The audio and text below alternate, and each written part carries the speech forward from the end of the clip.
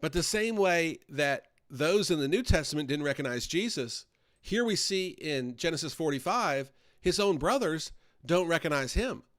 Now, I have a brother, and I haven't seen him in years, but I feel like if I saw him in whatever state, whether he'd gained weight or lost weight or whether he had no hair or a bunch of hair, I feel like I'd be able to spot him pretty quick.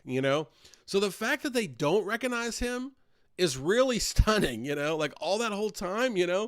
But they didn't, and he says you have to come closer to me. Maybe part of it too was there was this boundary, like if you think about a king and they're on their throne and there's like a big hall or platform. I know there's probably a better word for that, but maybe they were always at a distance from him, and now they're close to him because even when they ate dinner, it was like they had their table, the Egyptians had their table, Joseph had his table.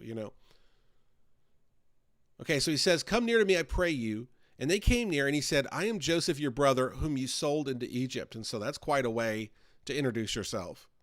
They wanted to get rid of him, and he didn't forget that. And that's the first thing he tells them as he tells them up close who he is. Verse 5,